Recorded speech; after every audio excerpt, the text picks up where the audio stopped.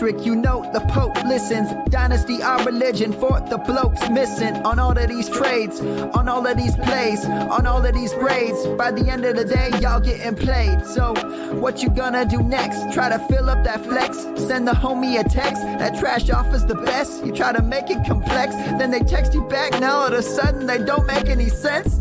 Broaden your horizons, boy. Dynasty's not for the Simons, boy. These trades not for consignment, boy. Respect your opponent, y'all some piranhas, boy.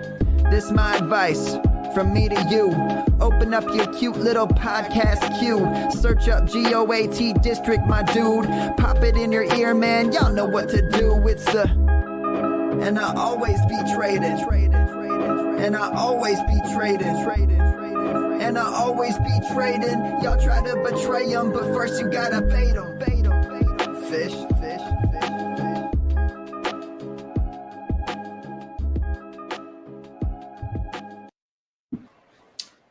All right, welcome everybody to the GOAT District. We are live, and we are missing our fearless leader. JD was unable to make it tonight, had some personal commitments he had to attend to, so the rest of us are going to handle it all on ourselves. So I feel like a grown-up big boy now. Inmates are running the asylum tonight. Yes, exactly. And we got to, of course, welcome Andrew, filling in on one of his many guest appearances, taking over for JD. So this should make for a fun show for sure. And Theo, why don't you just go ahead and introduce our guest today, and we'll get things firing up here for you. Yeah, so today we're excited to have Adam Harstad on the show. He produces some awesome content for football guys. He writes the Regression Alert column, which is a really good weekly column, as well as the Rent the Kicker article. He also has an awesome blog. If you go to his Twitter feed, which pretty much lists every article that he's written in the last few years. He has some tremendous Dynasty takes and some tremendous Dynasty data and strategy, and we're really excited to get a chance to talk to him. Playoffs are great. We had a historical weekend this past weekend in the NFL. In my opinion, it was the best set of games that I've ever seen in the playoffs. But we have an eye on the Dynasty, rookie drafts coming up and just improving our Dynasty teams. That's right around the corner, and we're happy to get a chance to talk to Adam. So welcome to the GOAT District, Adam. Sorry, navigating the mute. Thanks for having me on. Absolutely, it's our pleasure.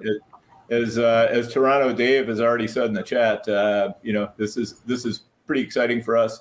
Worth 1,000 guests, according to Toronto Dave. I think that's pretty close. I might have to check the conversion rate on that. And he also says Adam is your favorite analyst, and I think that's mostly true. So we're pleased to have you on, Adam. And basically what we're going to do today is just kind of talk our way through Dynasty. We're kind of right between seasons with 2011 in the rearview mirror and just getting started on 2012. And, so this is a time I definitely like to just kind of step back and take a little bit of a larger view of the whole landscape and, see what's going on. So, Adam, what are the things that you tend to like to do at this time of year, dynasty wise, as far as like your teams, your analysis, just kind of give us a little glimpse into the kinds of things you like to do. Yeah, everybody says dynasty, there is no off season. But I usually just like to step away for a bit. The leagues that I'm in typically aren't that active during the winter, and I'm kind of okay with that. It's kind of nice to have a chance to kind of step away and then come back to the team with fresh eyes. But it's good for me to, I'll start some new projects, stuff that is kind of a bigger time commitment that I'm able to get into during the season. But I kind of been meaning to play around with. So I'm really looking forward to that, to having a couple months to just kind of tinker with stuff and see if I discover anything useful or anything useless or just anything in between. Follow-up question in terms of your activities around this time. What happens first? You start to dive into these new projects, or the Christmas tree comes down? Actually, oh yeah, you can see it in the background right there. We took the ornaments off last weekend, which was a big thing because my 5-year-old son has been absolutely resistant to the idea that Christmas is over. Yeah. And we have a Google Mini, and he'll ask, how many days until Christmas? Every day he asks how many days until Christmas. And then he's like, no, you can't take it down. Christmas is in 330 days. So we're doing it a little bit at a time. We got the ornaments off this weekend. It was a struggle, but eventually we're okay with that. And then I think maybe next week we might try the tree again and see how that goes. I love it. Very festive. And I love the idea. It's all year Christmas, except for outside decorations. And you get a letter from your HOA. They don't like that as much. Right. That's a good point. So I'm curious, Adam, when you say, you just kind of like to dive into some larger projects, I kind of get the sense that you dive in with not necessarily knowing exactly where you're going or what you're going to find a lot of the time. Is that fair to say? Yeah, for sure. I feel like if you go in with too many preconceived notions, if you believe something and you start looking at the data, you're going to find data that agrees with you. And it's maybe not necessarily the best data.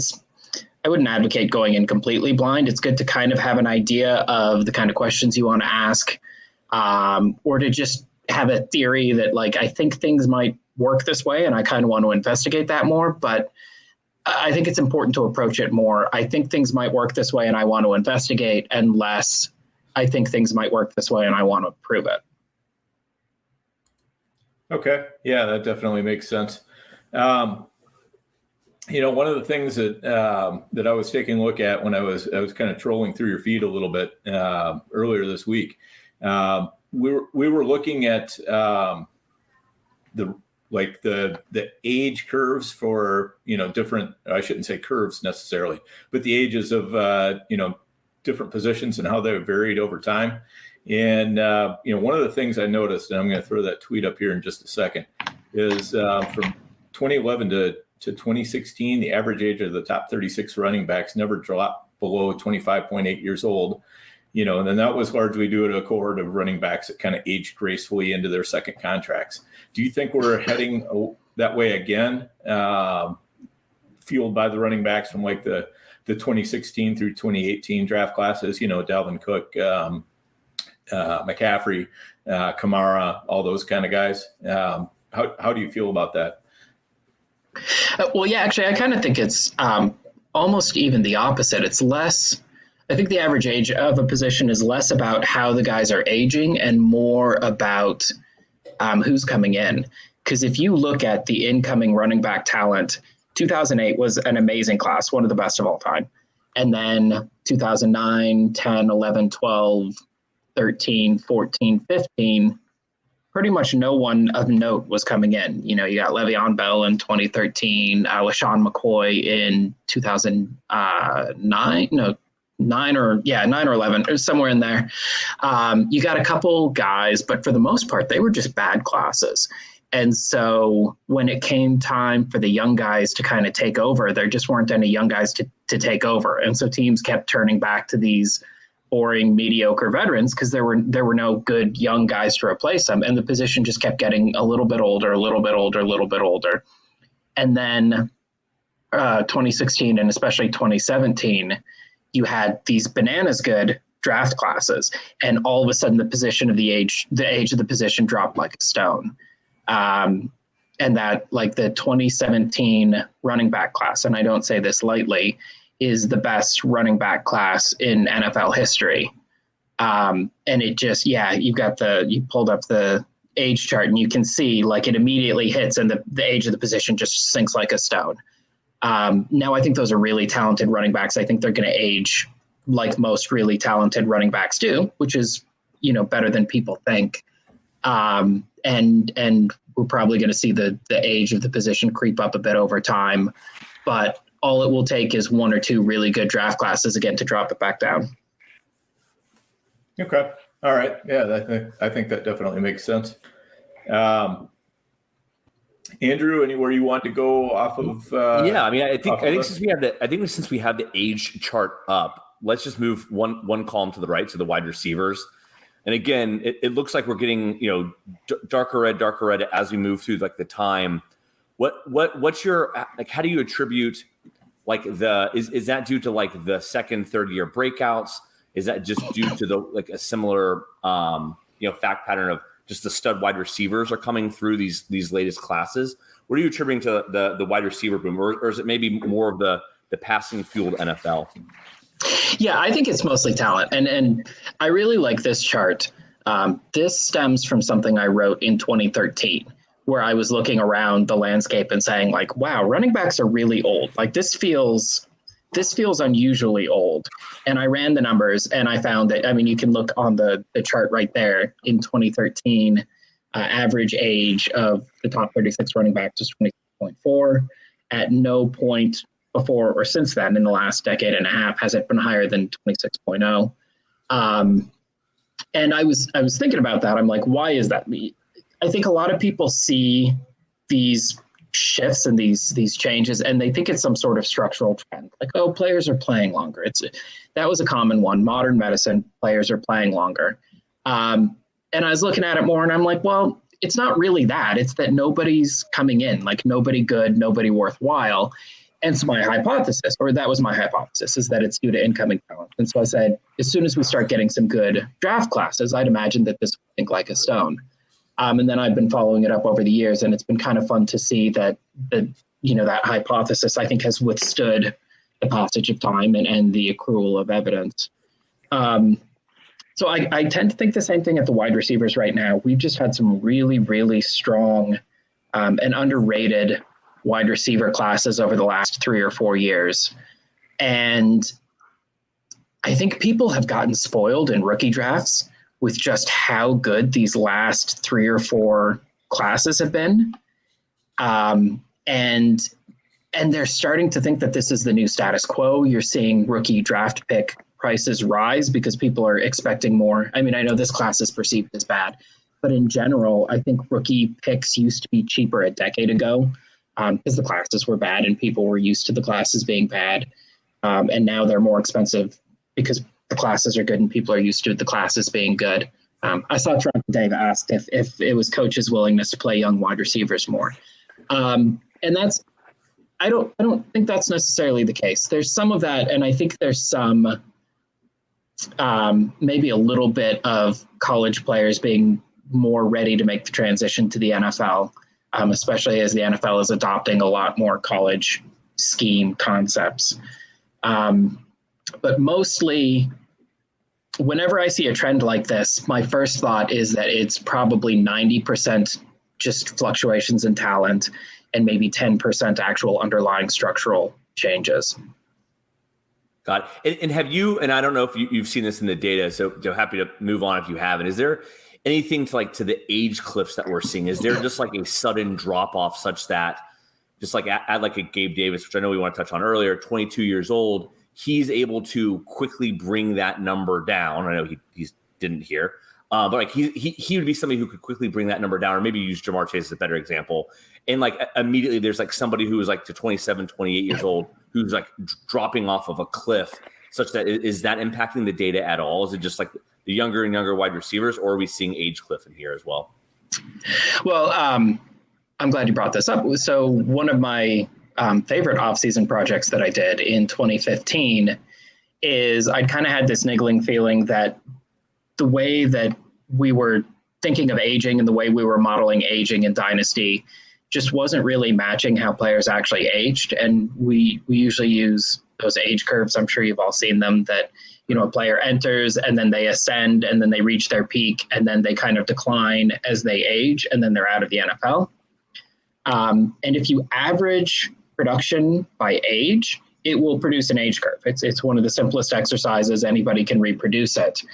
But if you look at individual players, it's almost never a curve-shaped career, right? It's never like this slow ascent, this peak, this slow descent. Instead, what happens is there's a very rapid ascent, and then they pretty much just putter along at about the same level, plus or minus a little bit. They have up years, they have down years, but they're kind of fluctuating around a fixed mean.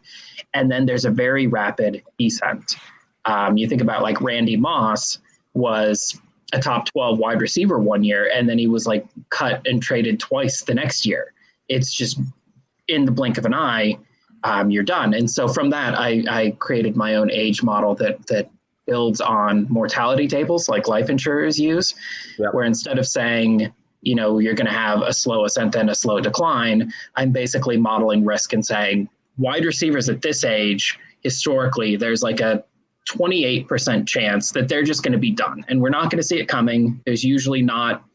I found that actually wide receivers tended to score more points in their last fantasy viable year than they did in their second to last fantasy viable year. So not only were they not descending, they were actually ascending, and then they'd hit a cliff and they were gone forever. So there's usually very little warning. What? They burned bright right before blowing up. Yeah. Right. I mean, there's just, it just highlights how little warning you receive because they're great and it seems like they're getting better and then they're done. So the age cliff phenomenon is a very real phenomenon where you have these old mainstays who you've been relying on year after year, and all of a sudden they're gone. But it's not really a new phenomenon. Right. I mean, yeah, you look at Randy Moss, you look at Marvin Harrison, even the great wide receivers of 20 years ago, it was still that steady state prime, and then all of a sudden they're done. Could that be on Robinson? Oh, yeah. Well, I was going to say tangential and nothing to do with Dan's best ball. Where does DeAndre Hopkins look? Or are you not worried because he had a terrible year last year, so he's not on that ascension curve? Sorry, Dan. It's totally fine. I always say that fantasy football, it's not about getting all the calls right. It's the guy who wins in fantasy football is the one who does the best job of pricing risk and reward. And DeAndre Hopkins, it's very much within his range of outcomes. We've seen a lot of wide receivers like DeAndre Hopkins who have a down year and they rebound and they're fine and they play for forever. Look, you know, his former running mate in Arizona, Larry Fitzgerald, had like 3 or 4 down years and everybody thought he was done. And he went on to have the second most receptions in NFL history, played until he was 37 or 38. At a high level even, you know, he was a top 12 wide receiver at 34 or 35. That's within the range of possibilities for DeAndre Hopkins. But given the risk, I mean, also within the range of possibilities for DeAndre Hopkins is that he has hit that cliff and he's done. And given the risk and reward profile, I am not a buyer of DeAndre Hopkins, which doesn't mean that I think he's necessarily going to be bad. I just don't think it's worth it at the price right now. No, it's awesome. Thanks for entertaining that question. Dan was running pretty high on his good 4th round pick in a best ball draft, so I had to knock him down. If he was in the 4th round, yeah, I appreciate that. That was awesome. That was great. Check in the mail. Just curious. In regards to the tight end position, where we're seeing a very like an older group of tight ends, plus Kyle Pitts and Mark Andrews, kind of at the top. You know, for a lot of redrafts and still up there in Dynasty. Is there an age you start worrying about tight ends, or is that a position kind of all to itself? Tight ends they're definitely the position I feel least confident about because I'm looking at historical aging patterns.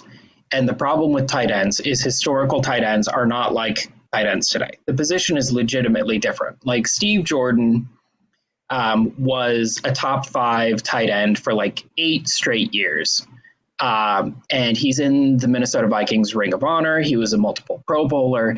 And if you look at his numbers, it's like Scott Chandler, right? He'd be tight end 15 this year. And he was like the dude in Minnesota just because tight ends were not really used as receivers. Even the good receivers were more blocker than receiver. And how Steve Jordan aged, I don't know how much that tells us about how we should expect Travis Kelce to age, because it's a very different position. He's being used more like a wide receiver. So kind of what I've done at the tight end position is I created 2 models. One of them is, look, historically, this is how tight ends have aged. And then the other one is, all right, if we assume that a tight end is halfway between an old school tight end and a modern wide receiver, and we just kind of average the 2 positions together, we dump everybody together, you know, this is kind of how that amalgam tight end wide receiver position aged, it's very hacky. Like, I haven't tested the data. I don't really have a strong analytical justification for that. That's very much, like, here's a hole, here's a leak. I'm just going to slap a stick of flex tape on it and kind of hope it holds sort of approach, which is very much in character with how I do these kind of things. So I've been betting against Travis Kelce for a couple of years now. And it hasn't really paid off. I mean, I'm not betting against him. My data says there's maybe like a 30% chance every year that he's just completely done, which means there's a 70% chance that he's not completely done. So every year that he's not completely done, it's not like he's proving me wrong. I'm just saying with a 30% bust risk, I don't think he's worth the price. And he hasn't really paid off on that yet. But then again, I can point to Julio Jones, who's basically the exact same age. I think he's 6 months older, and he's looking very much not like a high-end fantasy asset. And so, I mean, I think a lot of it's just luck that it could have been Kelce who fell off and Jones who sustained, but instead it was Jones who sustained or Jones who fell off and Kelce who sustained. So yeah, I don't really have a great feel for the tight end position. The difference makers are old, and there's not a whole lot you can do about that. If you want a difference maker at the position, you either bite the bullet and pay a huge premium for Andrews or Pitts, or you kind of take a risk with Kelce, Kittle, and Waller, or you accept, you take a shot at a younger guy like maybe Hawkinson or Knox, and you accept that you're probably at a noticeable performance disadvantage, at least in the short term. Right. That makes sense. And I mean, and the thing is, even though you're betting against Kelce, I mean, you're not really betting against him. You're just choosing to place a bet on a different player instead. Right. And, so, you can handle Kelce succeeding as long as, who you took instead of him is also a success. Well, and that's the thing too, is the pivot from Kelce for me was Andrews. So, he's managed to maintain, but I'm still feeling pretty good with where I was at instead. Right. Exactly. And we all kind of have our own, spots where we feel like it's time to start placing that bet a different way than what we were before. As far as running backs go, as long as we're on this, did you look at them? Do they have kind of the same characteristics as the wide receivers where they tend to go strong and then all of a sudden the bottom drops out? I'm assuming that's pretty much the case. To some extent, they did show signs of decline a bit more than wide receiver. I was mentioning earlier that wide receivers were historically better in their last year than they were in their second to last year. That was not true for running backs. They were historically better in their second to last year. So there was some decline there. There were a lot of sudden fall-offs and a lot of telegraphed fall-offs.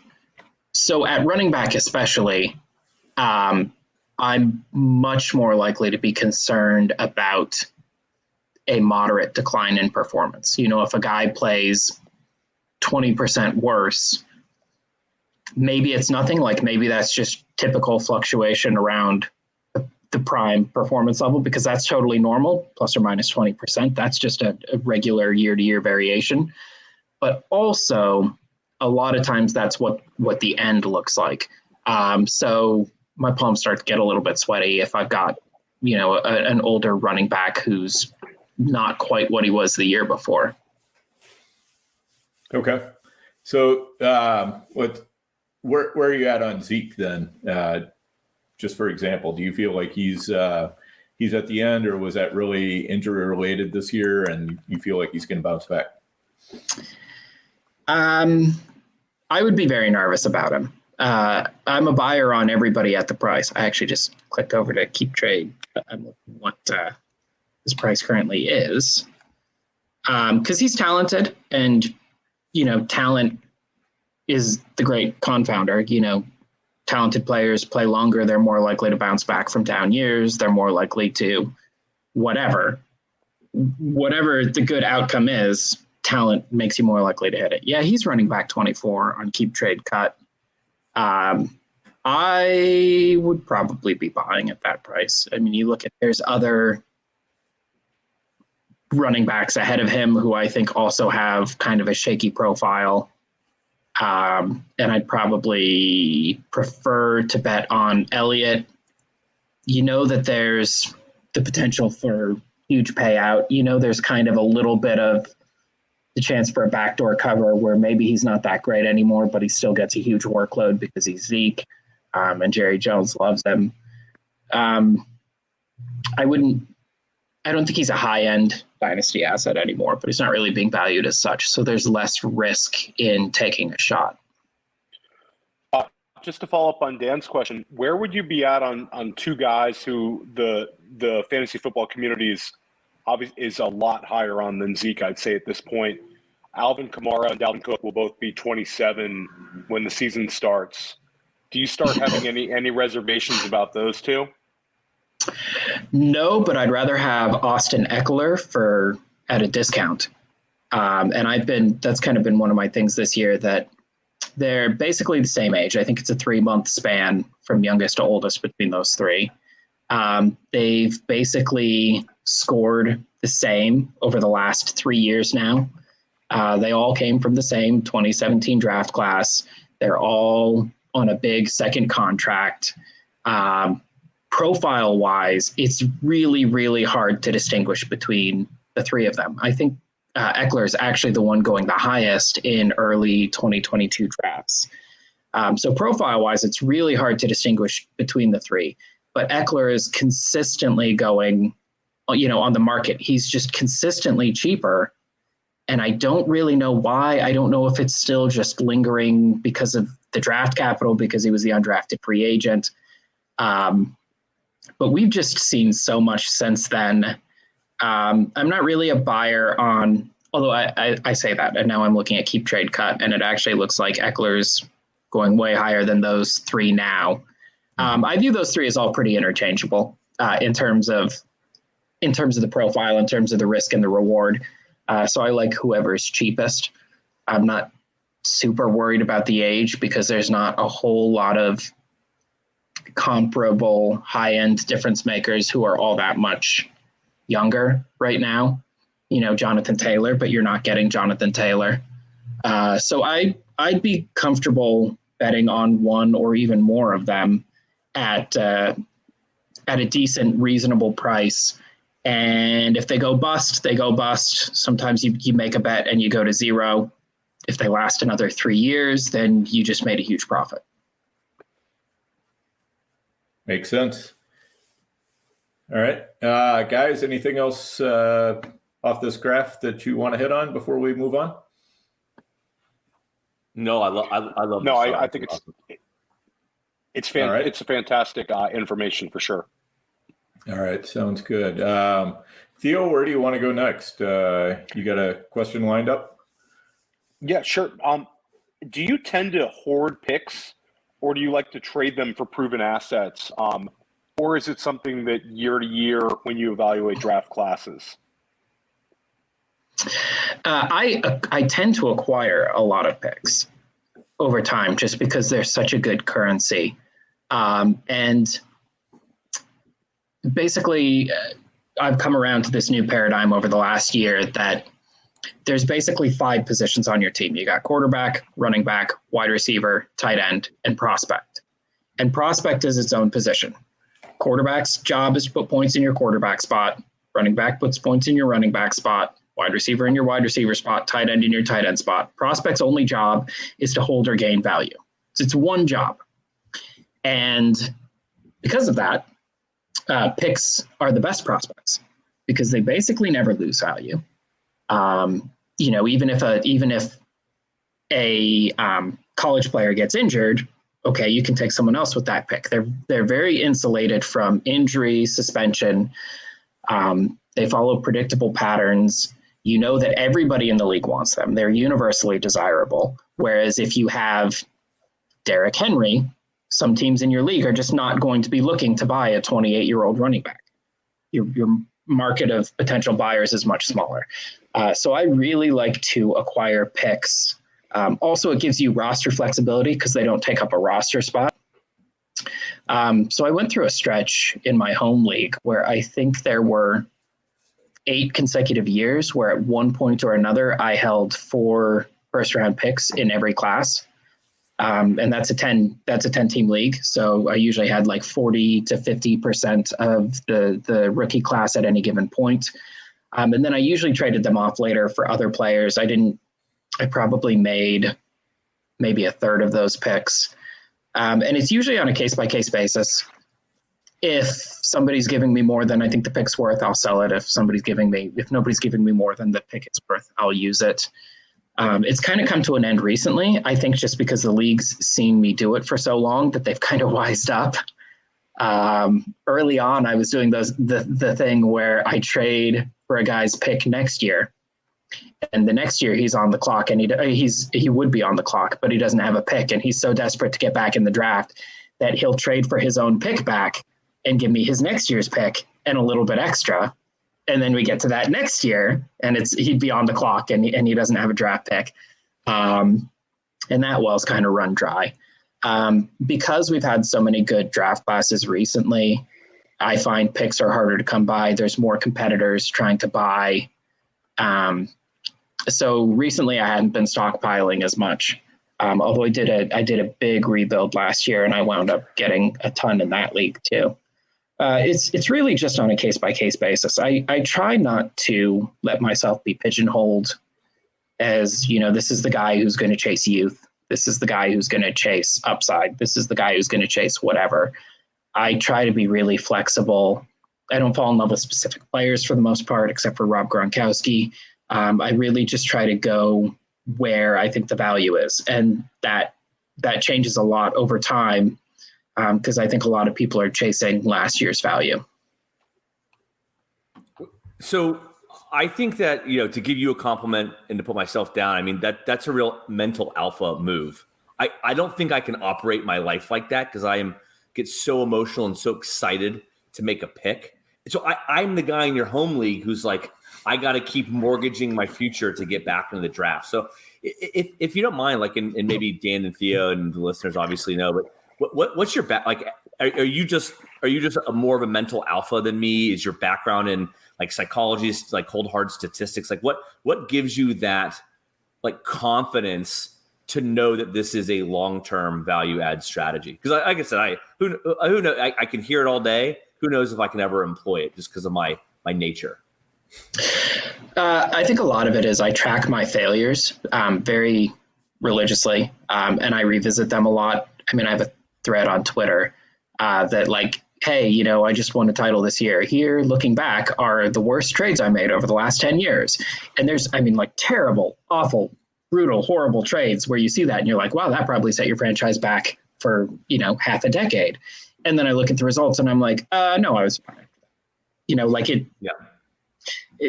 I have equally good trades to offset that. That's just how it goes.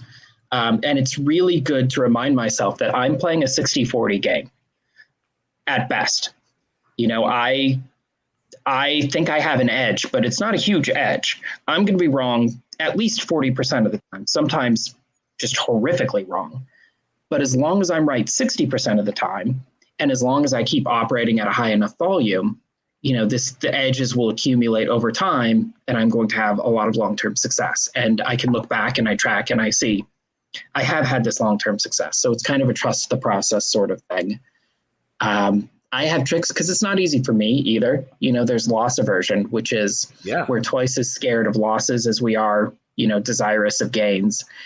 And I'm just as prone as anybody to loss aversion. One trick that helps is to imagine like your future self as a distinct entity and say like, future self, me in 2023 is sitting around and the rookie draft is rolling around. How is he going to feel that me today left him this bounty, right? He's going to be sad that, he lost out on whoever I traded away 2 years ago, but how's he going to feel in that moment? And so I try to be really kind to my future self. I don't want my future self, hating my past self for being so short-sighted and greedy. My future self regards my past self as very generous. That's a wonderful way to live, Adam. My future self is always hating what I'm doing until you recognize the pattern, you can't change it. Absolutely. No. I love. Thank you for going on that tangent, because I love hearing that. Of, like I said, like it's in my nature to be a little bit more emotional. I agree. Sometimes I can look back on that, but I like hearing that you're able to have these nice tips, tricks that help convince yourself and move away from that behavioral finance concept of the loss aversion. So I love that. And another one too is I try to do rules as much as possible. That like an individual trade might be hard, so I try to set out rules. Like one of them is, and I never really had a name for it. One of my followers suggested last year, flexes for first. And the deal is like, I'll trade any of my flexes for anybody's firsts. And it's hard in the moment because you're like, heck no, I'm starting my flex. This guy is putting points in my lineup. I'm literally taking points out of my lineup right now. Why would I do that? But if you look at in the long run, flexes, guys who are like your running back 3 or your wide receiver 4, their value is very ephemeral. And most of the time it goes to 0 far faster than we would think. Whereas that first, again, is just such a safe store of value. It's just rock solid. And even if you're wrong, and even if the flex winds up being something, the first is going to be something too. You could probably trade that first for a different flex later on. So, I love it.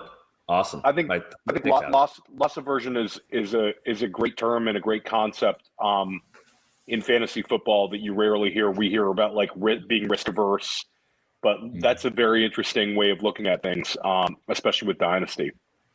Yeah, Andrew, I think we need to have you laying down on a couch and referring to Adam as Dr. Harstad for the rest of the podcast. If you sell a self-help book, I'm buying, baby. You pump me for all the money in the world.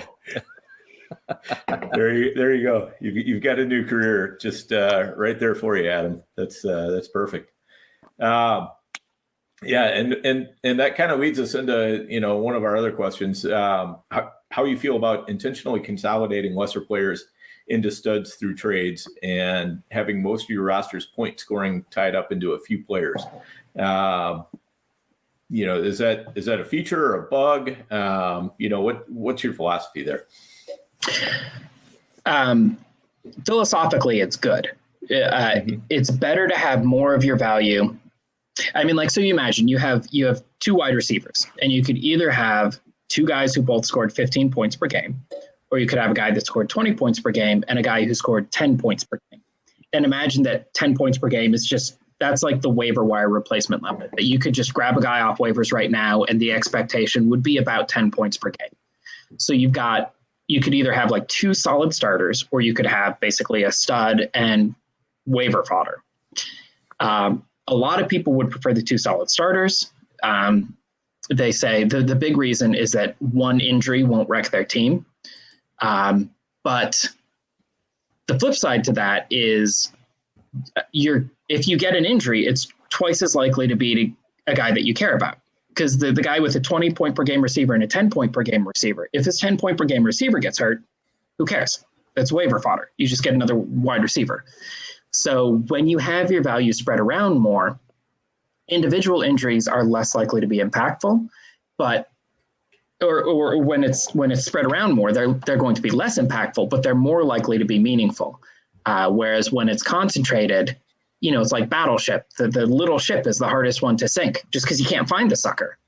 And if you do get an injury to your big star, that might devastate your team, but the result is a higher draft pick. So that's not a bad consolation prize. Like, it's better to be, if I have a strategy that I said, you're going to flip a coin and you're either going to finish first or you're going to finish 12th. That's the optimal strategy. Because if you finish 12th, okay, well, now you get the number 1 pick. You get a Jamar Chase or a Najee Harris or a Kyle Pitts as a consolation prize. The worst place to be is just 4th place over and over and over and over again, and not quite good enough to win it and not quite bad enough to get the help you need to get over that hump. So from that perspective, it's better to have your roster value concentrated. It's a higher variance strategy, but fantasy football is a high variance game. And then the other thing that a lot of people don't think about is if you have two 15-point receivers, it's hard to improve. You can get a 16-point receiver off of waivers, which is like one of the best waiver pickups of the year, and your team got 1 point per game better. Whereas the 20 and 10 guy, if he gets a 16-point receiver off of waivers, his team just got 6 points a game better. People look at terrible starters as a liability, but the reality is that they're an opportunity, because it's never easier to improve your team than when you've just got this glaring hole. Like, you can do that basically for free. For minimal investment, you can make your team better. Yeah, I think that makes a lot of sense. And, and occasionally, sometimes you're picking up a guy off the waiver wire just for a spot start, a week or two, and, they can end up blowing up for you. Like I had a team that had just injuries like crazy right as we headed into the playoffs, and I had to pick up Braxton Berrios and throw him in the lineup, desperation move. And, he got me like 20, 25 points 2 weeks in a row. Which is fantastic. I mean, that's obviously the ideal outcome, which you're not going to see that often. But the point is, you kind of leave yourself open to that, especially if the starters that you lost, and, in some cases I lost starters that were better than, I lost some of my top end starters, but still you can, if you have enough, enough of those top end starters left where you can kind of, you got still maybe 3 studs left to hold your team together, and the rest are maybe waiver wire guys or bench guys that you normally wouldn't start. The variance can sometimes pull you into winning anyway. Yeah, people underestimate just how high variance fantasy football is. I had a team in one of my leagues. I've gone through my dynasty history, and I've ranked every team in every league I've done based on how many points they scored relative to league average, right? And so I look, if you are one of the 99th percentile teams I've ever seen, what are the chances that you won a title? If you're a 90th percentile team, what are the chances you won a title? If you're a 60th percentile team, what are the chances you won a title? And I saw a team win a title with a 14th percentile team. That's 14th percentile. They were the second lowest scoring team in the entire league during the regular season, maybe the lowest. Very low scoring team. Huge schedule luck. They were 6-7, got into the playoffs as a number 6 seed, and they had, no joke, the most dominant playoff run of any team in any playoff in any league I have ever been in. They finished second, first, and first in the 3 playoff weeks. Just because fantasy's like that sometimes, right? You have a terrible team. You're starting Darius Hayward-Bay on a weekly basis, and he's like the number 60 wide receiver in the league. And then the playoffs come around, and over a 3-week span, he's wide receiver 8. And you win a title. Yep. People, and I see this a lot with win now trades, people kind of overrate the certainty of production. You saw it a lot. The 2, I think, most popular win now targets this year were Cordell Patterson and Leonard Fournette. And Fournette got hurt 1 game into the playoffs, and Patterson laid an egg during the playoffs, and neither of them helped you win now. I'm sure there are a lot of teams who lost titles because they traded for Patterson or Fournette, whereas if they had just stuck with who they had, they would have won the title. I'm sure there are multiple teams out there that happened to. Yeah, definitely. I traded for a little bit of Leonard Fournette in Dynasty this year. It did not work out as I planned. I like the play still because Fournette was being priced as if the only value he gave you was in 2021, and he had no value beyond the year. And I never thought that was right. He's got future value too. He's a former top 10 draft pick. He's got all these good seasons in the past. He's playing pretty well. He'll probably be something this year. I think in the early best ball drafts, he's going running back 16, 17, 18. And I'm like, I don't think buying Fournette is necessarily a win now move, because even if he doesn't help you this year, even for a rebuilding team, he's got value beyond this year that I don't think is being priced in and accounted for. So I had a Fournette too. I'm not really that bummed out about him getting hurt. I'm I think there's a good chance that he's going to be drafted pretty high heading into next year still. Yeah, I think he'll be a running back too again. So it's not the worst, but would have been nice to see a bunch of cash from making that trade. Yeah.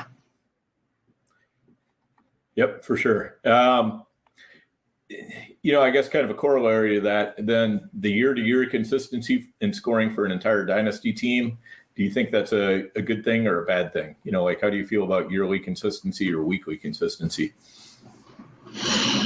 To some extent, I think when people talk about consistency, they are not actually talking about consistency. Mm-hmm. A lot of people, I think, use the phrase consistency as a proxy for like being good. Like if there's a team in your league that scored 150 points 12 times in the season, you'd say, oh, that was a very consistent team because look, he was over 150 points 12 times in the season. No, that was a very good team. Like he scored a ton of points. But if you looked at like his weekly standard deviation, is that lower than anybody else's? People don't really know.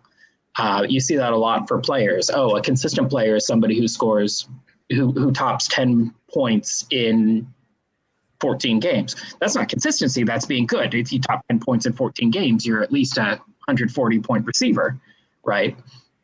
Likely much higher than that because people don't get exactly 10 points. Likely you're like a 220-point receiver. You're a good receiver. You're not a consistent receiver.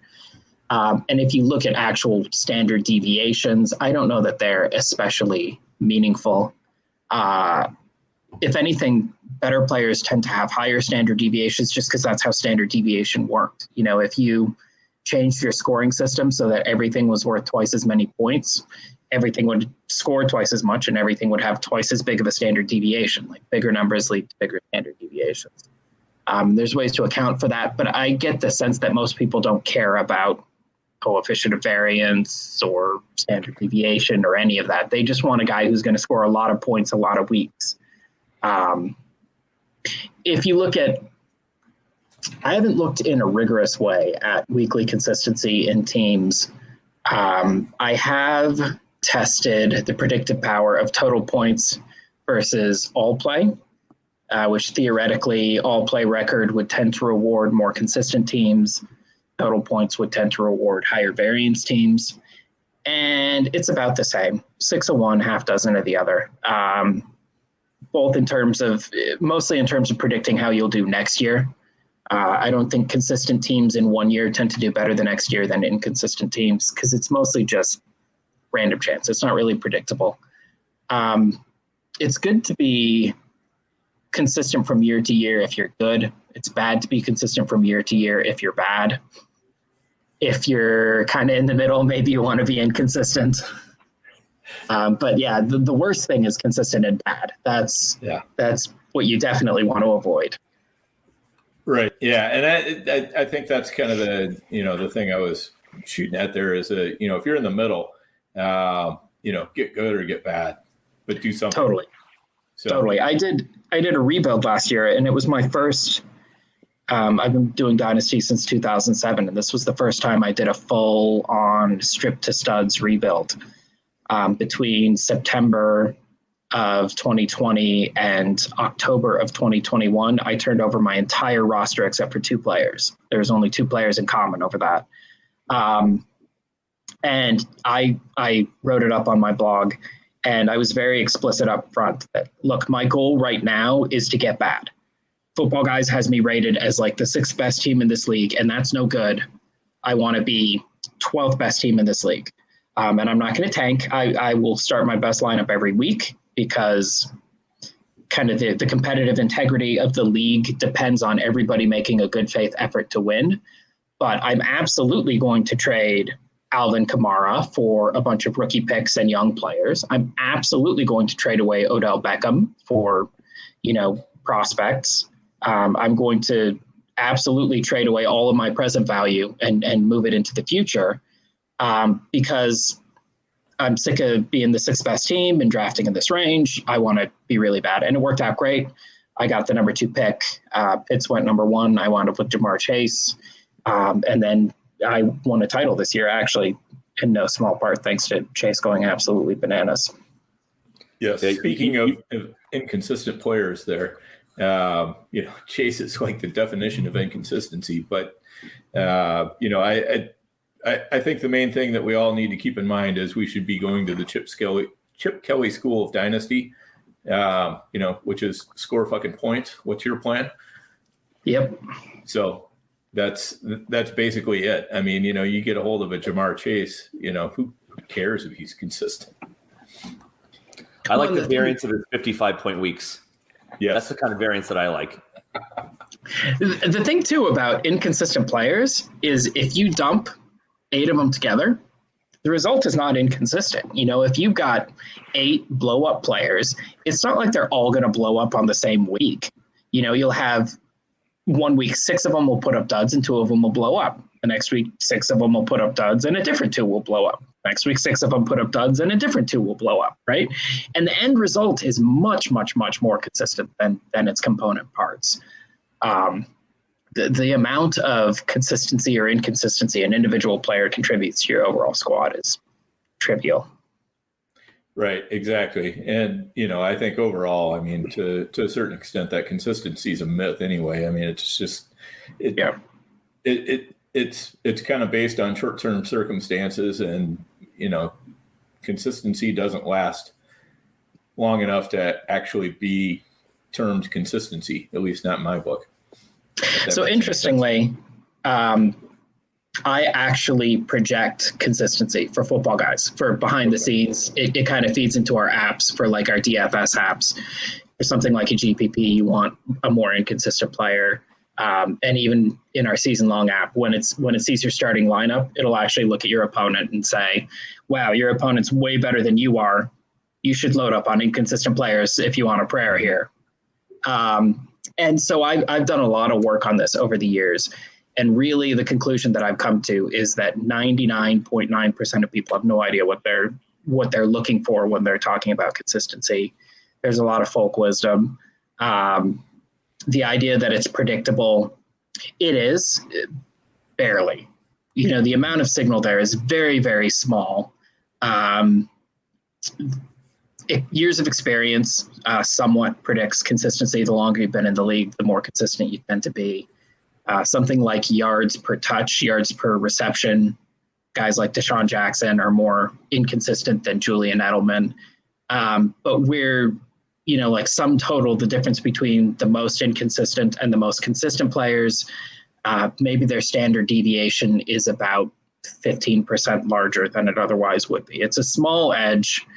On an individual level for like an individual dynasty GM, just the returns are not worth the amount of effort it would take to chase down that rabbit hole. It's probably better to just ignore it entirely. The nice thing about something like football guys is we have a lot of subscribers. And so something that's a very, very tiny edge multiplied over X subscribers all of a sudden becomes meaningful. But by and large, I tell people like I get paid project consistency, and I'm telling you, it doesn't matter. You can safely ignore it. It doesn't matter unless you're scaling above and beyond. If you're a high volume DFS player who's got $50,000 in play every week, sure, worry about it. If you're a diehard dynasty player who's in 12 leagues, it doesn't matter. Just get the guys for the most points.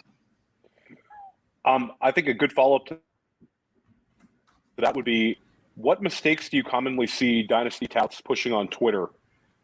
And a follow-up to that is, what mistakes do you see dynasty owners consistently making? The win now trades is a big one. I don't think it should be counterintuitively enough. I don't think it should be like, I don't think individual dynasty GMs should be chasing wins. I don't think that's the way to win, is trying to win. I think the goal should be assemble the best roster possible, and the wins will happen. If you get a monster team, that team's going to win. If you're looking at how do I win this specific game, and you're trading value and making your team worse to try and win that game, it's probably a net negative move. I mentioned Fournette, and I don't think Fournette was necessarily a win now trade. In my mind, a win now trade is a trade that is probably negative value and expectation, but you're making it for the short-term help. I think it's totally fine to make trades that are positive value and expectation that also help you in the short term. Those are just good trades. But if you're trading away, if you're overpaying for a Cordero Patterson, then that's probably doing it once or twice isn't going to hurt you that much. But over time, just those little losses will add up and add up and add up, and you're going to be leaking talent off your roster. And especially if you're already a good team, you're going to be picking late in the rookie draft, and you're just going to be leaking more talent off your roster. And you just can't afford to do that a lot. You can't. I think most dynasty managers should be focusing on how do I build the best team possible. And if it wins, it wins. And if it doesn't, it doesn't. But if I'm doing my job right and I'm getting a good team, it's probably going to win a lot more than it loses. All right. Sounds good. Andrew? Dan, why don't you go to thanks for I want to pass right back to you. You had a question about the naive value formulas. Do you want to hit on that one before we go to some of the particular polarizing players? Yeah, actually, let's hit on specifically. I know, Adam, you've got a naive value formulation for players after their first year, specifically wide receivers. So I'm gonna pop that up on the screen here just real quick. Hang on. Don't you like that I put you under the gun, Dan? Yeah, you can here we go. I got it. All right. So this is a little chart, I guess. Adam, tell us a little bit about how did you come up with these numbers? What is composite 3, and how does it relate to ongoing value? Yeah, so composite 3 is just the third composite I tried. I liked it better than composite 1 and composite 2, and I haven't built composite 4 yet. So it's very much a work in progress. This kind of stems out of some people grind film. They look at a lot of prospects, and if you do that enough, you start to get intuitions for what things will translate, what things won't. I mean, there's a lot of just putting in reps. You watch a lot of film, and over time, you're going to get a lot more efficient at it, and you'll see the things that are meaningful a lot faster. I don't grind film. I don't pretend to grind film. I haven't watched a snap of college football in over a decade. I basically grind pages on Pro Football Reference. I look at a lot of, just for fun, I browse a lot of history I'm really into. And mostly it's just killing time and whatever, but it kind of serves as getting me reps. Like I see a lot of statistics, and as a result, sometimes I come across something and I say, oh, hey, that actually looks really meaningful. And you kind of get this intuition for it. And a number of years back, actually around, 2013, I was looking at Percy Harvin because I am a huge Percy Harvin fan. And I noticed that he had some pretty monster yard per route run numbers, especially as a rookie. And I kind of filed that away, that this seems like a pretty interesting predictor. And over time, I've kind of looked at it, and I've realized over time that, yeah, actually rookie year yards per route run winds up being a really strong predictor. Like you look at the guys who are over 2.0 yards per route run as a rookie, and obviously the obvious guys are there: Odell Beckham, Marcus Colston. You don't need a tricky statistic to tell you those guys are good. But there were some completely off the radar guys who are showing up on this list: Cooper Kupp, Hunter Renfrow, Doug Baldwin, guys who were. Tyreek Hill was, I think, a 5th round pick. Stephon Diggs was way up on the yards per route run list. Just 4th, 5th, 6th, 7th round picks, undrafted players, guys who didn't even necessarily put up huge numbers as a rookie. Maybe they only had 400 or 500 yards. And so I started paying a lot of attention to that as a predictor. And I would, just jokingly tweet about it oh, yeah, the scouts spent 100 hours grinding film on Hunter Renfrow and Stephon Diggs to find out they were good. I did it in 15 seconds just looking at a spreadsheet. And so that's kind of, I've been working to build that more into a model, other than just a threshold that over 2 is good. So I started looking at other factors. I looked at targets per route run. I looked at yards per game, targets per game, snaps per game. A big one I like is routes per team pass attempt. Basically, like if you're on the field for 100% of your team's passes or 30% of your team's passes. And so I got a bunch of these different factors that plausibly might be interesting. And then I normalized them all so that 100 is average. And then every standard deviation above or below that is plus or minus 15 points. And then I just kind of started sorting by it and like, does this look meaningful? Targets per route run, actually surprisingly not. You get a lot of like just really weird names at the top of that list. Donnie Avery, Devon Bess. Yards per route run, obviously very meaningful. And then I started kind of smashing them together in various ways, hence the term composite. And then I kind of test those composites against each other to see which kind of produces a better looking leaderboard. So right now, composite 3 is 2 parts, touchdown adjusted yards per route run, and then 1 part routes per team pass attempt. And that seems to work pretty well. It does a good job at identifying guys who are kind of off the radar, who you wouldn't really think of as being that great after their rookie year, who actually, went on to be pretty awesome. So that's what I'm playing with there. And then the tweet that you guys have, that's where this year's rookies all ranked in the new composite. So 100 is average, and then higher is better from there. Okay. And you said about 15 is a standard deviation. So, well, kind of. Okay. In the components, that's true. But when you start averaging the components, it kind of compresses it down. So an average of 130 is not 2 standard deviations. It might be more than 2 standard deviations. When I finally settle on a composite that I like, I'll probably rescale it again so that 100 is average and then 15 is a standard deviation. It's still very much a work in progress. It's just kind of a bigger is better sort of thing. And then actually, if the tweet in question that has that chart, there's follow-up tweets that show where all of those rookies, like who historically that number has kind of scored around. So you can kind of see that like, oh yeah, this is the nobody ever misses, everybody is an absolute star range, or like, oh yeah, this is like a dead zone where other than Devontae Adams, everybody was just absolutely awful. Okay, makes sense. And then your color coding there.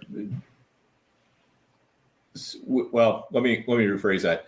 Where are your cutoffs as far as like the really can't miss versus the pretty likely to succeed versus the kind of 50-50 shots and on down from there? I don't really have cutoffs. It's all a pretty smooth scale. Okay. And I've looked at, are there any breakpoints, but it's pretty consistently bigger is better, all the way up and all the way down. My next project is going to be throwing in some fantasy values, some outcome data, and I can actually test and see, like guys in this range actually average this many points of fantasy value over the next 5 years and so on, and start to get some numbers assigned to it.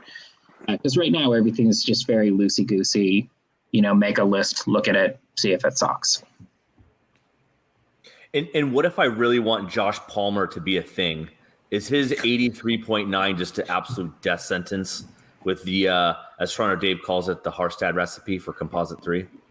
It's bad. If you want signs of hope, yes. The guy directly above Josh Palmer is Jordy Nelson. So that would be the sign of hope. But so right above, the 5 above him are Jordy Nelson, TJ Graham, Olabisi Johnson, Kelvin Harmon, and Harry Douglas. And then right above that, Jonathan Baldwin, Ted Ginn Jr. And then the guys right below him are Equanimous St. Brown, Paul Richardson Jr., Andre Roberts, Jacoby Myers, who might be a thing. I don't know. I mean, you're really grasping for hope at that point.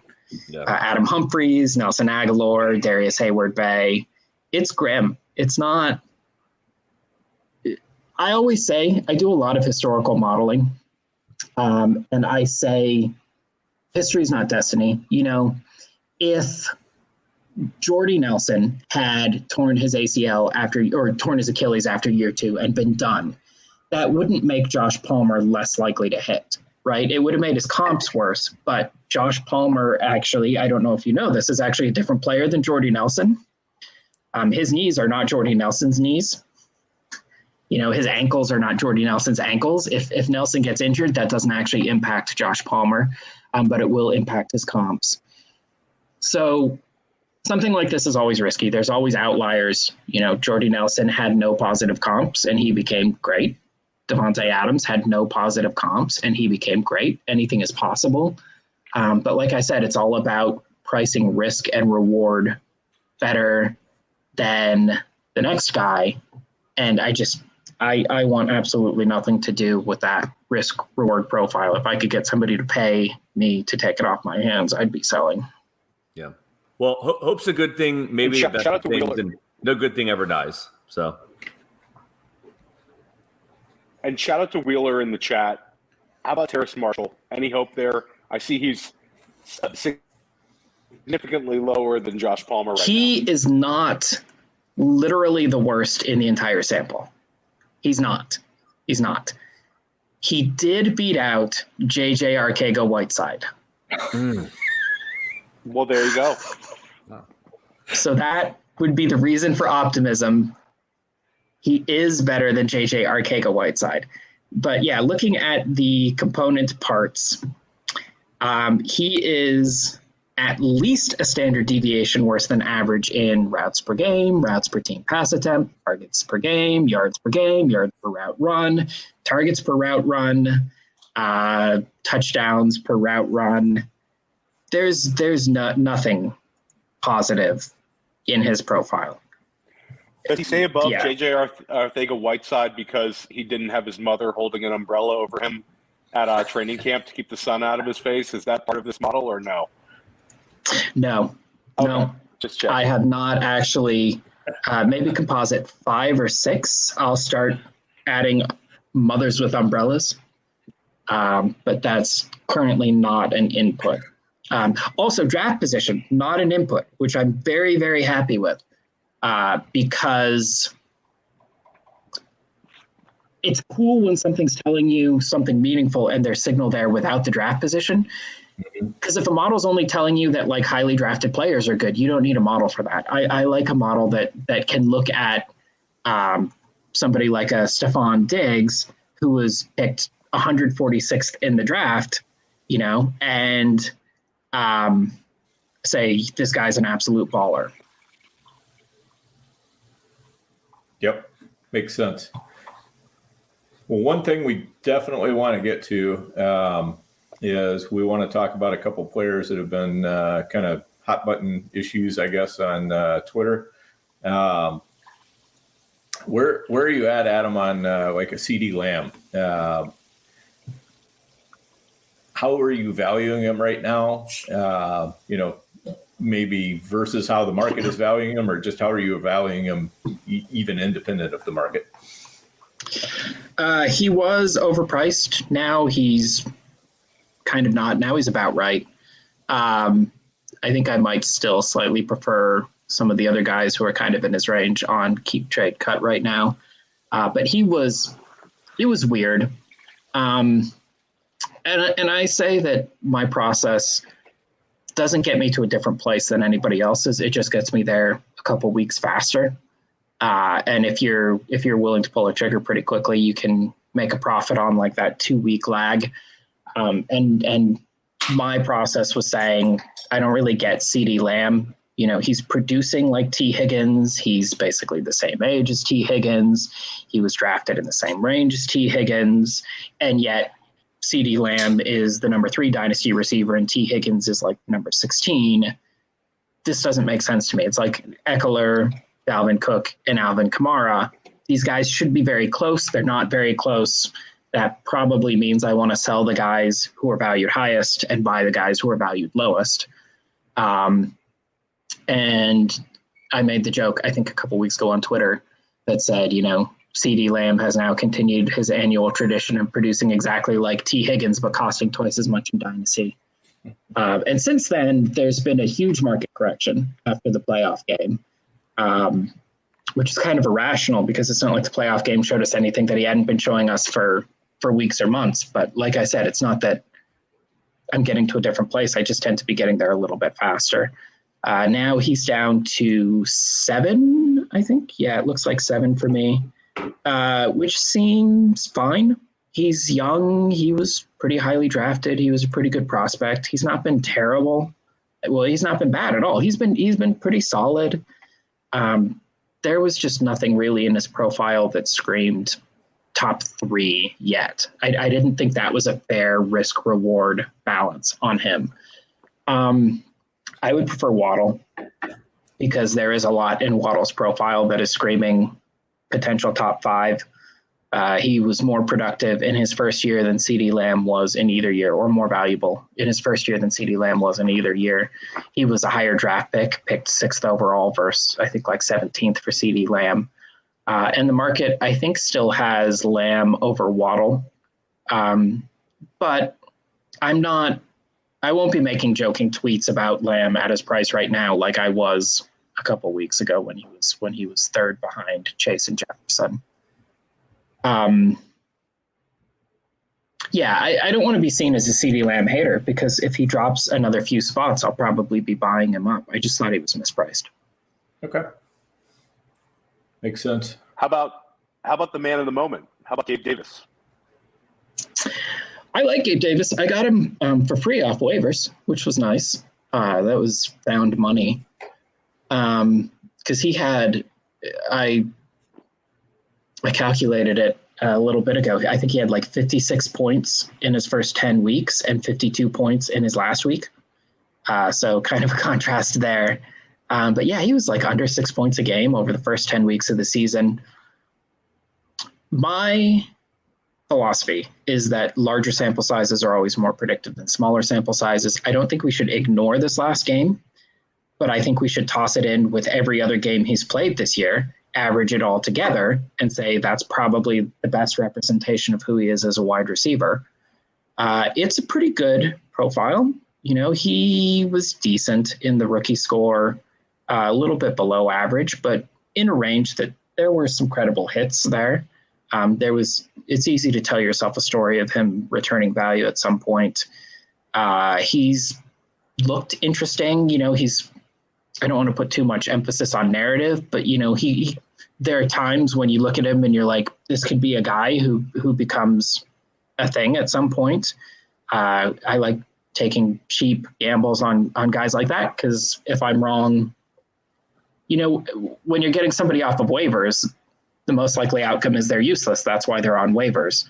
So it doesn't matter if you're right about a guy. If you're right about everybody on waivers, none of them are worth anything. You kind of want to get the guys who you're most likely to be wrong about. I've seen him going for a first recently. I would trade him for a first. I probably have him. I haven't done rankings, which is bad because it's hard to talk about player values when you haven't done rankings, because rankings really force you to confront, like, where would I really put him? When you're starting to compare the names head to head, there's a lot of valuation discipline there that it's easy to say that, I'd have him as wide receiver 36. And then you look at, well, I have 50 wide receivers who I would have in my top 36, and that doesn't really work out. With all that said, I would be okay with Gabe Davis in the 36 to 45 range, I think. Okay. As someone who probably dropped him to waivers more often than not this past year, the one thing I can't shake, and again, Toronto Dave in the chat mentioned it, is he just didn't get on the field. The fact that, like, what are the coaches telling us that we're not seeing? Now, obviously, he did great, in the playoff game. I can't shake what happened with the earning of the targets and earning of the playing time during the season. So I agree. If you can get a first round pick, absolutely, I'd be pulling that trigger. I'd probably be doing it for a second round pick too. I think JD and I think we're moving him for like thirds and fourths last year. Which who at the beginning of the season, you probably could have grabbed him back off waivers and then sold him again now. So maybe he's the gift that keeps on giving.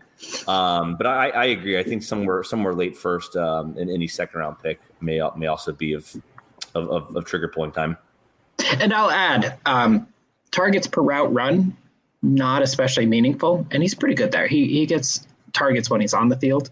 But I do find that routes per team pass attempt is a pretty solid predictor. It's not as good as yards per route run, but adding it to yards per route run does create some predictive lift. So the fact that he couldn't get on the field, historically, that's been meaningful. And there are counterexamples. Tyreek Hill and Chris Godwin, I think, were both in the bottom 8 in my sample in terms of routes per team pass attempt as rookies, and they turned out okay. Sometimes there's a reason they're not getting on the field, sometimes whatever. But by and large, not getting on the field is a bad sign. But again, when they're on waivers, every profile has a ton of warts. You're looking for like some glimmer of hope. But when you're trading for firsts, you need a lot more than a glimmer of hope. Yeah. And imagine if he off his rookie season, if he had done this last game in week 1 of the NFL season, you'd be trading the 101 in the next year's first round pick for him, because you'd think he's got all of the breakout only to see the rest of his game. So just flip that on its head a little bit, because I think that he was coming out with a relatively good profile from year 1. Yeah, he was one of those guys I had a lot of hope for coming out of year 1. I mean, well, not a lot of hope, I guess I would say, but I had some hope for him. Yep. I felt like he was a reasonable bet, and then all of a sudden I see Sanders get signed, and I'm like, Buffalo is telling me something here. And then but then I was like, well, but Sanders is, he's a veteran, experienced guy. Maybe they just want, a little bit more leadership to go with Diggs in the wide receiver room. But, when all of a sudden Sanders comes out of the gate earning targets, then that was the point where I was like, okay, Gabe, it's time to hit the road. Not the greatest move. Hey, don't feel bad. I cut Rashad Penny and then had to bid like a huge chunk of my waiver budget like 3 weeks later to get him back, which my only consolation there, well, first of all, that I did get him back. So I get to partake in those sweet value gains. But also I track my teams. I've got several visualizations for my teams. And one of the things I do is I track where I acquired every player. Like I got this guy in the draft 3 years ago, this guy on waivers 2 years ago. And Rashad Penny had been the longest tenured player on my entire team.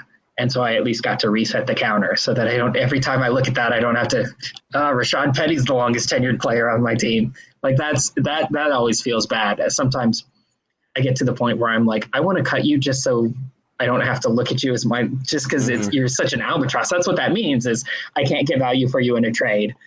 Yep. But like, you're not quite bad enough for me to just cut you. And sometimes I just want to move on. But I did get to reset the counter. So that was my one consolation. Yeah. And the fab you can't take with you anyway. So, it's like Rashad you can take with you.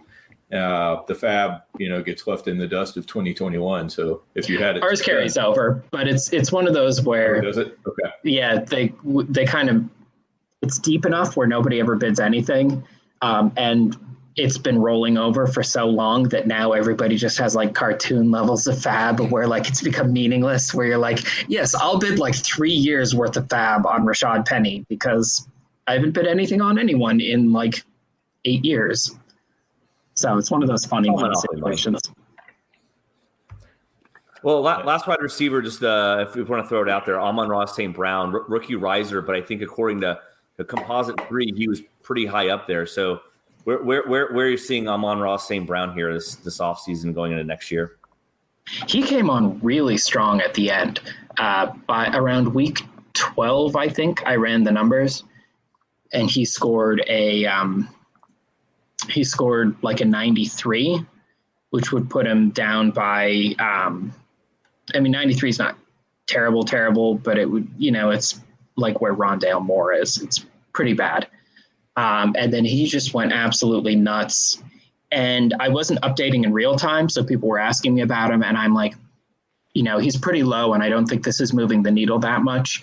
But it really did. It bumped him up to basically him and Elijah Moore wound up tied in my model score, which feels about right. Elijah Moore kind of had a very similar season too, where he was just really low through the first half of the season, and then he had 4 or 5 scorching hot games. It's just his season ended in week 12, and Amon-Ra St. Brown's ended in week 18, but it's just the same season kind of shifted 6 weeks in the future. I would not have him personally quite as high as the model has him, just because he doesn't have the draft capital behind him. He didn't have the prospect profile of Elijah Moore. I do recognize that Detroit's wide receiver depth chart is unusual, that this is not normal circumstances, and that adds some uncertainty to the projection, although I don't want to put too much emphasis on that because everything is unusual circumstances. There's a bunch of other wide receivers on bad depth charts who didn't perform like that. There's wide receivers on bad depth charts who did perform really well, and it turned out they were actually good wide receivers. So I like Amon-Ra St. Brown more than I thought I would. I would still prefer Elijah Moore, but I hesitate to say anything about rookie picks because I haven't even looked at rookie picks for the upcoming year. Theoretically, he seems like he should be worth a first-round rookie pick, like a later-end first-round rookie pick. That seems like the type of price that once I dive into this rookie class, I will probably be willing to pay.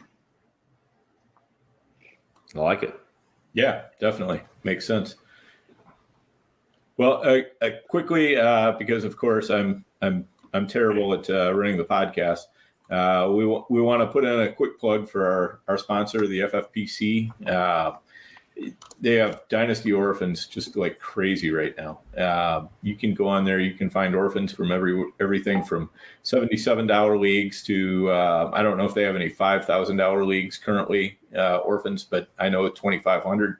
So you can get a team in your price range. If you want to start out small, the 77s are great. And there's a lot of good rosters out there. And one of the nice things about the FFPC is the fact that they do have cut downs. So you can only retain 16 players, which, if you have a really good team, it kind of causes you to tear your hair out a little bit because you've got to give up on some players that you really don't want to, but it also makes it so that, even if you're getting a team that's pretty far down, you can turn it around in a hurry. I had one that, and this is a promo also for Dynasty Depot, who also does FFPC Dynasty Orphans. And I had a team last year that I bought for $50. It was a $250 Dynasty team. I made a few trades and I ended up selling it off for $250. So, you can, just sometimes all it needs is a little bit of creativity and imagination, and you can quickly turn a team around. That was one I turned around so fast I didn't even bother to hang on to it. It was just like, hey, I can make a quick profit right now and just move on. So, and then also make sure you're smashing the like button. If you like what's going on the GOAT District, make sure you let us know. Smashing the like button or subscribe. That only helps us out. So whether you're listening to us in podcast form or whether you're actually watching on YouTube, make sure you let us know. We definitely appreciate that, and we value everybody who's on here. We really appreciate the comments also. We've had Toronto Dave and Wheeler really hitting it hard in the comments today, but that's helpful to us as we're running the show as well. And Dan, one last plug. If you want Theo and I's 205 in a triflex league, one of the managers in our triflex is selling the team. So you're more than welcome to the FFPC Dynasty site and draft Theo and I's 205 from us. So what a great way to get back at Theo and I. Absolutely, we welcome the competition. And Dan, there is one $5,000 orphan. I just checked. All right, and the team's not so bad. He's orphaning Cooper Kupp and Kyler Murray and a couple of decent assets right there. Well, and I don't know if it's still there, but there was a couple days ago a $2,500 team that was available for $1. So it sold today, Dan. Oh, so did it? It sold today. So there's our boy Pro Slackers. He's got two 2,500s and one 5,000 up. And that $1 was sitting in the middle of all of them, but that $1 is gone as of today. It wasn't me, but it was noticeable when it was gone. Yeah, yep, I'm sure it was. All right, well, let's Adam, you've been like super helpful with your time and everything else. We really appreciate you hanging out with us for this long. But on the way out, why don't you give us a couple of your sickest values and dynasties? We're heading into 2022. Is there anybody that you're really out there trying to acquire, that you're willing to actually talk about in public? Yeah, I mean, I don't know. I feel like I say this most of the year, but I'm pretty soft on values right now. I don't really have a great feel. I mean, unless I'm actively buying and selling, I don't really have a great feel for what people are going for. I was checking Keep Trade Cut again.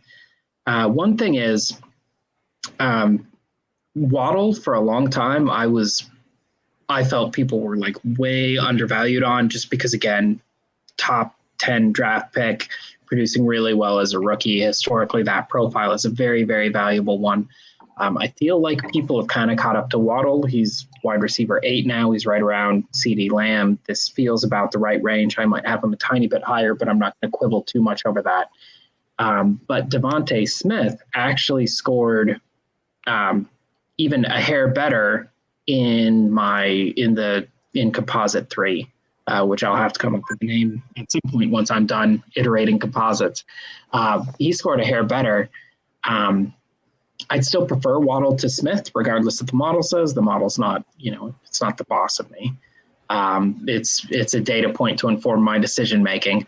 But right now, Smith is going right next to Elijah Moore, and I think he should probably be closer to Waddle than Elijah Moore.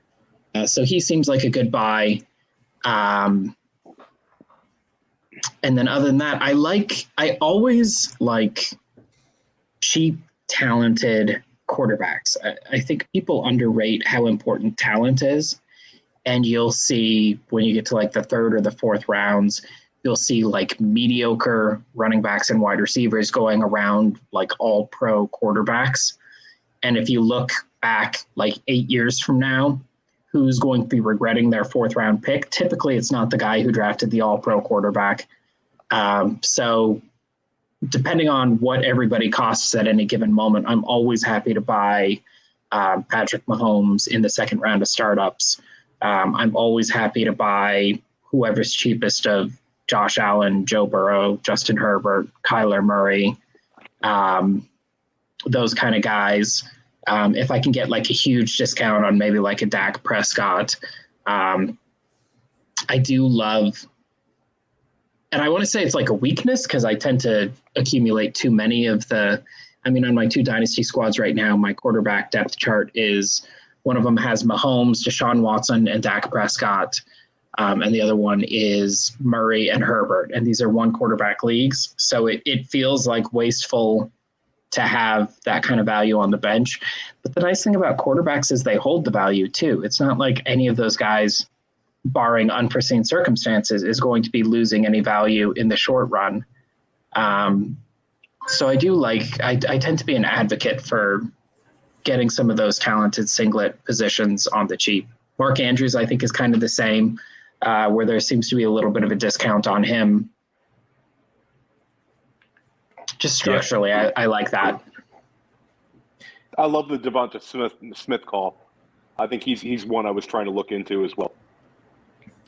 Yeah, there doesn't seem to be a sense that he had a disappointing rookie year. Like, people seem to be relatively impressed with his rookie year. It just doesn't seem like his price is reflecting it, and I don't really get that too much. Yeah, he got just missed on several deep shots, penalties, took away a couple of long gains by him. It was just kind of like, I thought he was a guy who got exceedingly unlucky this year as far as, it could have been a much huger year for him. And I know you can kind of probably look at a lot of wide receivers and say that, but not everybody. So I think there is something to, just kind of keeping that context in mind that, Devonta could have had a much better year. So. Well, and I mean, even ignoring could have, like he averaged more yards per route run than Jalen Waddle, who we all agree had a great year. Right. I don't think he even needs to make excuses. I think he had a very strong year in his own right. He was pretty highly drafted. I don't know. It's weird. And usually when I look at values and I don't understand them, usually that just means I'm a little bit ahead and the value winds up catching up. I wouldn't be surprised to see Smith rise in the next couple months. And if that's the case, that's always nice because then you've got the option. You can just sell them right back and just lock in those profits immediately. Yep. Makes sense. All right. Well, Adam, we appreciate your time. Thank you for hanging out with us tonight. It was super helpful for me, I know, and definitely everybody in the chat was digging it as well. So appreciate everything that you brought to the GOAT District tonight. Anything that you want to say on your way out? Anything you want to plug? Anything like that? The floor is yours. Yeah, I always write at Football Guys, footballguys.com. I have a blog that I keep links to everything I write, which a lot of it's strategy stuff, so it tends to age pretty well. And you can find the link to my blog in my Twitter profile at Adam Harstad. All right, sounds good. Adam, Andrew? thank you so much. This is great. I really appreciate it. Thanks for putting up with my nonsense as usual. I loved it, and I agree again with Toronto Dave. Like this is a great rewatch and a lot of good notes, and obviously, as you said, the link to the blog will be helpful for all the strategy articles. So, looking forward to diving in some more as we, especially as I do some prep for the 2022 rookie drafts and rookie or dynasty season. All right, sounds good. So, and Andrew, you got some things coming up that you're looking at for like best ball and all that as well. You want to? Oh yeah, kicked off the best ball. I think really looking to ramp up guests, collaborations, all things redraft and high stakes. So doing a little bit more NFFC as long as I can figure out the website, which I know Theo may need some help there. But doing a lot of prep, getting some guest lists together. Obviously in connection with the main GOAT District show as well. So to the extent that you guys have ideas or collaboration thoughts, send them JD's way, send them Dan's way, send them Theo's way, my way. We'll get you hooked up. We'll get the guests that you want to see. We already have a killer guest list and just looking to keep improving on it. So looking forward to it this year. Awesome. Theo, what you got? No, this was awesome. I really appreciate having come on. This is the kind of guest that we've been trying to get on. It makes us better players. It makes our listeners better players. And just enjoy the playoffs this weekend. It's been an awesome ride this season. And I think we were really rewarded with some amazing football last weekend, and hopefully it continues this weekend. And we're looking to have a bunch of great guests on in February. Dan and I are in 2 best balls right now. I'm sure we're going to jump into some of the results we've had from that. We look forward to more great shows. And thanks again to Adam. Anytime. Happy to come on. Yep, without a doubt. Yeah. So again, thanks, Adam. Appreciate it. I mean, this was absolutely the hour and a half flew by for me. So appreciate you hanging with us this long, and we'd definitely love to have you on again sometime in the future if you're up for it. So I'm going to ask that in public and just put you on the hook right now. No, hey, hit me up. Hey, I'll answer in public if any of your listeners want to have me on anytime. I'm always available and happy to help. And if anybody needs anything, just let me know. There you go. Perfect. Awesome. All right, guys. Thanks a lot to our listeners for listening, and we will catch you all next week.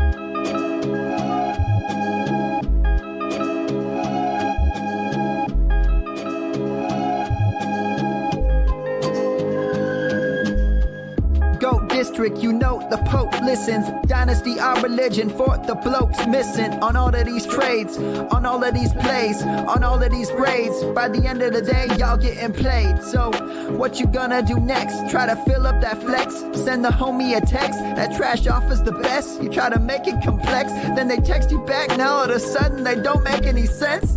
Broaden your horizons, boy.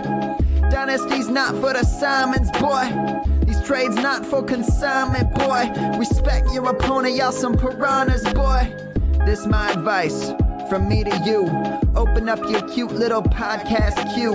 Search up GOAT district, my dude. Pop it in your ear, man. Y'all know what to do. It's the and I always be traded. And I always be traded. And I always be trading. Y'all try to betray them, but first you gotta bait them. Fish.